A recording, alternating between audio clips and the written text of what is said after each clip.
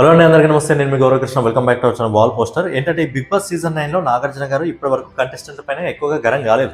అయ్యారు కానీ మామూలుగా అయ్యారు. నిన్నటి ఎపిసోడ్ లో కూడా గట్టిగా అయ్యారంటే గట్టిగా ఏం కాలేదు. కొద్దిసేపు డోర్లు ఓపెన్ చేసి హడావిడి చేశాడు సంజన కోసం. బట్ ఏంటంటే నాగార్జున గారు తిరిగి ఎలాగో అలా పంపించారు. ఎందుకంటే కష్టపడి ఇక్కడ వరకు రావడం జరిగింది కాబట్టి పంపించారు. బట్ ఏంటంటే కొద్దిసేపు అయితే హడావిడి చేసి తర్వాత ముగించేయడం జరిగింది. కానీ పర్టికులర్గా మనం ఈ వీడియోలో డెమన్ పవన్, కళ్యాణ్, రీతు చౌదరి వీళ్ళ ముగ్గురు గురించి మాట్లాడదాం. సో నాగార్జున సార్ గారు వీళ్ళ మీద ఏం మాట్లాడారు దాని గురించి మాట్లాడుకుందాం. అండ్ ఇంకోటి నాకు డౌట్ ఏంటంటే రీతు చౌదరి, డెమన్ పవన్ వీళ్ళ పేర్లు వేరు వేరు, కానీ వీళ్ళిద్దరు ఆడేది ఒకే ఆట. అండ్ స్పెషల్గా డెమన్ పవన్ గురించి నేను ఏం చెప్తానంటే ఫస్ట్ నుంచి డెమన్ పవన్ చాలా స్ట్రాంగ్ కంటెండర్.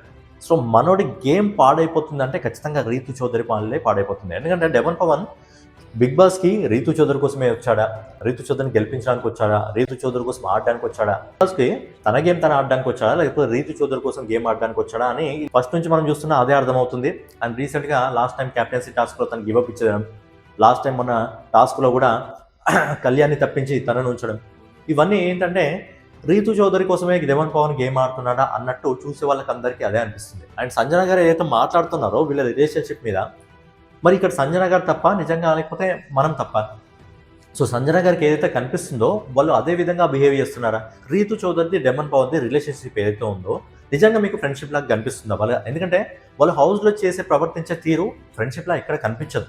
మీకు అదే విధంగా కనిపిస్తుందా, లేకపోతే సంజన గారికి మాత్రమే అదే విధంగా కనిపిస్తుందా? సో ఈరోజు మీరు కామెంట్ చేయండి. ట్రూ ఫ్రెండ్షిప్పా లేదా కాదా? నిజంగా డెమన్ పవన్ అసలు రీతు చౌదరి కోసమే గేమ్ ఆడడానికి వచ్చాడా? ఎందుకంటే గేమ్ మొత్తం స్పాయిల్ చేసుకుంటున్నాడు ఓన్లీ రీతు చౌదరి వల్ల. టాస్కుల్లో 100% ఇచ్చే మనవుడు మిగతా వయసులో జీరో, మిగతా దాంట్లో జీరో. ఎందుకు అంటే బిగ్ బాస్ అంటే ఓన్లీ టాస్కులు మాత్రమే కాదు, క్యారెక్టర్. సో ఆ క్యారెక్టర్ని మనోడు కోల్పోతున్నాడు రీతు చౌదరిని పక్కకు పెట్టకపోవడం వల్ల. రీతు చౌదరిని ఏమనంటే కదా అల్లాడిపోతాడు. మనోడి గేమ్ మనం పక్కన పెట్టేస్తాడు, రీతు చౌదరి కోసం అల్లాడిపోతాడు. సో ఏంటంటే సరే, టాపిక్ గురించి మాట్లాడదాం. ఇక నాగార్జున గారు వచ్చారు. వచ్చిన తర్వాత వీళ్ళ విషయం గురించి మాట్లాడుకున్నట్టయితే ముందుగా కళ్యాణ్ని, డెమన్ పవన్ని ఇద్దరిని లేపి, డెమన్ పవన్ చాలా అద్భుతంగా ఆడావు, నీకు ఏదైతే పెయిన్ ఉందో ఆ పెయిన్లో కూడా ఆల్మోస్ట్ ఆ గేమ్ కంప్లీట్ చేయడానికి ప్రయత్నించామని చెప్పి డెమన్ పవన్ని అప్రిషియేట్ చేసి కూర్చోబెట్టాడు. ఇక తర్వాత మన కళ్యాణ్ సోల్జర్ జోలికి అయితే రావడం జరిగింది. సో ఇక్కడ నాగార్జున గారు మామూలుగా బిగ్ బాస్లో ఎవరైతే ప్రొఫెషన్ తీసుకొస్తే ఆ ప్రొఫెషన్ని తీసుకురావద్దు, ఇక్కడ వచ్చిన వాళ్ళు ఎవరైనా సరే అందరూ ఒక్కరే, ప్రొఫెషన్ని తీసుకురావాల్సిన అవసరం లేదు అన్న నాగార్జున గారే నిన్న కళ్యాణ్ ప్రొఫెషన్ గురించి తీసుకురావడం జరిగింది. ఇక నాగార్జున గారు కళ్యాణ్ గురించి మాట్లాడుతూ, హలో సోల్జర్, ఆర్మీలో తప్పు చేస్తే కోర్ట్ మార్షియల్ విధిస్తారు కదా, మరి ఇప్పుడు మీకు ఎవరికి కోర్ట్ మార్షియల్ ఇవ్వాలి అని చెప్పి నాగార్జున గారు అంటే కళ్యాణ్కి అర్థం కావట్లేదు. నవ్వుతూ, సార్ మరి మీరు దేని గురించి చెప్తున్నారు నాకు అర్థం కావట్లేదు అంటే, సార్ నా మైండ్లో 2-3 రన్ అవుతున్నాయి, దాంట్లో ఏదో నాకు అర్థం కావట్లేదు అంటే, సరే ఆ 2-3 ఏంటో నువ్వే చెప్పేసి వాడు ఏందో ఏదో నేనే చెప్తాను అన్నప్పుడు, సార్ ఫస్ట్ అయితే ఏదైతే డెమన్ పవన్ వచ్చి నా పీక పట్టుకున్నాడు, వాడు కావాలనే చేయలేదు. సో ఫస్ట్ ఏదైతే డెమన్ పవన్ వచ్చేసి నా పీక పట్టుకున్నాడో అదొకటి. నెక్స్ట్ వచ్చేసి రీతుకు నాకు మధ్యలో బాగా డిస్కషన్ జరిగింది. అలాగే నేను కోపంతో ప్రాపర్టీ ఏదైతే ఉందో ఆ ప్రాపర్టీని తన్నేశాను.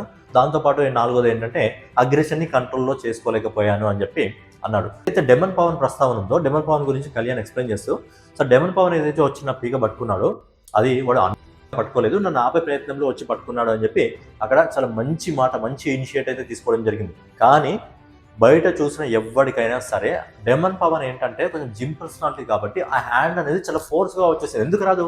అక్కడ కొట్లాడుతుంది రీతు చౌదరితో కదా, అందుకే హ్యాండ్స్ చాలా ఫోర్స్గా వచ్చింది. అక్కడ ఆపే ప్రయత్నం ఎవడైనా అనుకుంటాడు? అది ఆపే ప్రయత్నం అంటే భుజం పట్టి ఆపు, లేదా చేయి పట్టుకొని ఆపు, లేదా ఇలా చేయి వేసి తీసుకెళ్ళిపో, హగ్ చేసుకో, ఏదో ఒకటి. మిగతా టైంలో చేశాడు కదా. బట్ ఆ టైంలో రీతు చౌదరితో కొట్లాడుతున్న టైంలో, లొల్లవుతున్న టైంలో వచ్చి ఇలా పీక పట్టుకునేసరికి అది ఎవరికైనా బయట చూసేవాడికి ఫోర్స్ఫుల్గానే అనిపించింది. అది అందుకే సంజన గారు అడిగారు, సంజన నీకు ఏమనిపించింది తప్పు చేస్తున్నావు అని అన్నావు అంటే, సార్ ఆ టైంలో నేను ఏదైతే చూస్తానో నా కళ్ళకి ఏదైతే కనిపించిందో అది కొట్టినట్టు చెప్పింది ఆమె. ఎందుకంటే ఆ టైంలో ఫోర్స్ఫుల్గా కనిపించింది. అది ఆ అగ్రెషన్లో అది ఏంటంటే ఫోర్స్ఫుల్గా ఇట్లా వచ్చేసింది హ్యాండ్ అనేది. ఒకవేళ అక్కడ కానీ కళ్యాణ్ ట్రిగర్ అయి ఉంటే బిగ్ బాస్ హౌస్లోనే చాలా పెద్ద గొడవ జరిగేది. బట్ ఏంటంటే కళ్యాణ్ తను కంట్రోల్ చేసుకున్నాడు. ఆ కంట్రోల్ చేసుకున్న విధానం అనేది చాలా మెచ్యూర్గా ఆలోచించడం జరిగింది. అక్కడ కళ్యాణ్ కానీ ట్రిగర్ అయి ఉంటే నిజంగా చాలా పెద్ద గొడవ అయ్యేది. అందుకే సంజన చెప్పేసింది, ఆ టైంలో నాకు ఫోర్స్ఫుల్గా అనిపించింది సార్, నా కళ్ళకి అది ఎందుకో గొడవ అవుతున్నట్టు అనిపించింది, అందుకే వచ్చి ఆపని అని చెప్పి సంజన గారు చెప్పారు. అలాగే ఇమ్మాన్యుయల్ అడిగినప్పుడు, సార్ వాడు ఆపిన విధానం నాకు ఆ విధంగానే అనిపించింది సార్, పక్కకు తీసుకెళ్లి ఏం చేస్తున్నావు అని అడిగితే ఏదన్నా వాడు నేను ఆపుతున్నాను అని చెప్పి ఎక్స్ప్లెనేషన్ ఇచ్చాడు. సరే అయితే ఓకే అని చెప్పి మిగతా హౌస్ మేట్స్ అందరినీ కూడా అడిగితే లేదు అలా కనిపించలేదు అంటే ఇక్కడ మెయిన్ ఎవరైతే ఉన్నారో కళ్యాణ్కి ప్రాబ్లం లేనప్పుడు మిగతా హౌస్ మేట్స్కి ఏం ప్రాబ్లం ఉంటుంది.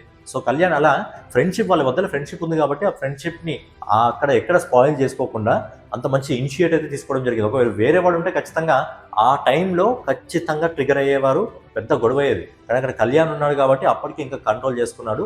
సో అది చాలా మంచి పాయింట్. నిజంగా అక్కడ కళ్యాణ్ని చాలా మెచ్చుకోవాలి. బట్ ఏంటంటే చూసిన వాళ్ళందరికీ అక్కడ డెమన్ పవన్, మీరు తిట్టండి ఇంకేమైనా చేయండి, బట్ డెమన్ పవన్ హ్యాండ్ ఏదైనా వచ్చిందో చాలా ఫోర్స్ఫుల్గా వచ్చింది అది హ్యాండిల్. ఏంటంటే నాగార్జున గారు ఏం చెప్పాలని చూస్తారంటే డెమన్ పవన్ కావాలని చేయలేదు, ఆ అగ్రెషన్లో అలా వచ్చేసిందని చెప్పి అలా ఇనిషియేట్ తీసుకొని, ఎందుకంటే అది బయట బ్యాడ్ అవుతుంది కాబట్టి అలా బ్యాడ్ కావద్దు అని చెప్పి అలా ఇనిషియేట్ అయితే తీసుకోవడం జరిగింది. దాంతో పాటు ఇక కళ్యాణ్తో మాట్లాడుతూ ఆ టైంలో నేను కోపాన్ని కంట్రోల్ చేసుకోలేకపోయాను, ఎందుకంటే ఆడతా అన్న నన్ను తీసేసి ఓట్లేస్తే వెళ్ళిపోతా అన్న వాడిని ఉంచి గేమ్ ఆడించారు కాబట్టి నాకు కోపం వచ్చింది సార్ అని చెప్పి కళ్యాణ్ చెప్తే, కోపం చాలా ప్రమాదకరం కళ్యాణ్, కంట్రోల్లో చేసుకో అని చెప్పి, నీ గేమ్ని అది పాడు చేయకూడదు అని చెప్పి ఒక స్వీట్ వార్నింగ్ అయితే కళ్యాణ్కి ఇవ్వడం జరిగింది. ఇక తర్వాత నాగార్జున గారు రీతు చౌదరిని లేపారు. రీతు చౌదరిని లేపినాక ఇక రీతు చౌదరి ఇక్కడ యాక్టింగ్ చూడాలి, యాక్టింగ్ కళాకారు అంటారు కదా, ఆ విధంగా నటన కనబరుస్తుంది. ఎందుకంటే అక్కడ గొడవ జరిగే టైంలో మొత్తం ఫ్యూయల్ బస్సుంది, ఎందుకంటే మధ్యలో తిని రావాల్సిన అవసరం లేదు, బట్ ఏంటంటే అక్కడ ఫ్యూయల్ బస్సుంది. అదే నాగార్జున గారు కూడా అడిగారు, ఏంటంటే డెమన్ పవన్ కి కళ్యాణ్ కు అవుతున్న నామినేషన్ లో నువ్వు ఎందుకు మధ్యలో దూరావు. అప్పుడు రీతు చౌదరి ఏమంటుందంటే, సరే అక్కడ డెమన్ గివప్ ఇవ్వలేదు, బట్ ఏంటంటే వీళ్ళు గివప్ ఇచ్చారు పదే పదే అనేసరికి నేను అందులో కల్పించుకొని నేను మాట్లాడాల్సి వచ్చింది కదా అని చెప్పి రీతు చౌదరి అంటే, అవును మన డెమన్ పవన్ ఉన్నాడు కదా, డెమన్ మాట్లాడతారు కదా అంటే అతని గురించి అతను ఇనిషియేట్ తీసుకోలేడా, మాట్లాడలేడా, లేదు సార్ నేను అక్కడ ఉన్నాను కాబట్టి నేను మాట్లాడాను అని చెప్తే, ఆయన ఎందుకు మరి డెమన్ పవన్ ఉన్నాడు కదా, డెమన్ పవన్ మాట్లాడతారు కదా, మధ్యలో నువ్వెందుకు దూరుతావు అని చెప్పి చాలా ఘాటుగా స్పందించాడు.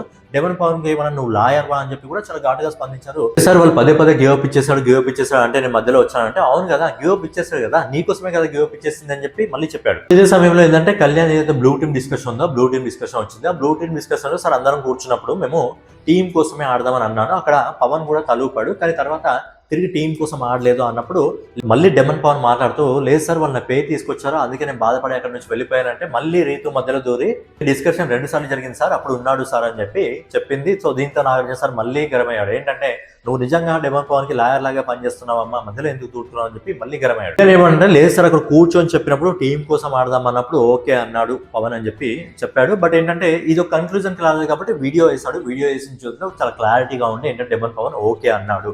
కాకపోతే ఇక్కడ డెమన్ పవన్ ఇనిషియేటివ్ ఏంటంటే రీతు కోసం మాత్రమే ఆడాలి, టీం కోసం ఆడడం కాదు. సో రీతు కోసమే ఆడాలన్నప్పుడు నువ్వు ముందే చెప్పాలి కదయ్యా, అది టీం కోసం ఆడే గేమ్, టీం కోసం కాకుండా నువ్వు రీతు కోసం ఆడుతున్నప్పుడు నువ్వు ఇనిషియేట్ అనేది ముందే తీసుకోవాలి కదా అని చెప్పి, రీతు కోసం ఆడుతున్నా అని చెప్పి అందరికి చెప్పేస్తే అయిపోతుంది కదా. ఇది టీం కోసం ఆడే గేమ్ కాబట్టి టీం కోసమే ఆడు, ఒకవేళ రీతు కోసం ఆడతా అనుకుంటే నువ్వు ముందే దానికోసం క్లారిటీ అని చెప్పి ఒకటి చేయకు అని చెప్పి డెమన్ పవన్ కి చిన్న క్లాస్ అయితే పీకాడు. రీతు చౌదరి నీ ఆర్గ్యుమెంట్ ఏంటమ్మా అంటే, ఇక నెక్స్ట్ నుంచి కొంచెం జాగ్రత్తగా చూసుకొని అన్నప్పుడు ఇక డెమన్ పవన్ ది కళ్యాణ్ ఇద్దరి ఫోటోలు చింపేశాడు. తర్వాత రీతు చౌదరి ఫోటో తీసుకున్నాడు, లాయర్ చింపాలా వద్దా అంటే నెక్స్ట్ టైం నుంచి దూరం సార్ అన్నప్పుడు అయినా సరే చింపేసి ఆ డస్ట్బిన్ లో అయితే వేయడం జరిగింది. నిజంగా డస్ట్బిన్ లాంటి ఆటలు కూడా ఆడుతున్నాడు డెమన్ పవన్, తన కోసం తను ఆడితే నిజంగా కింగ్. కానీ డెమన్ పవన్ పక్కోళ్ళ కోసం ఎప్పుడైతే ఆడుతున్నాడో, నిజంగా పక్కోళ్ళ కోసం అంటే ఓన్లీ రీతు చౌదరి కోసమే, రీతు చౌదరి కోసం జరిగిన ప్రతిసారి మనడు మైనస్ అవుతున్నాడు. ఈ సీజన్ లో మనడు మైనస్ అవుతున్నాడు అంటే ఓన్లీ రీతు చౌదరి వల్లే. నిజంగా చెప్తున్నాడు టాస్క్ లో కింగ్ డెమన్ పవన్ కొట్టేవాడు నాకు తెలిసి ఈ సీజన్ లో లేడు.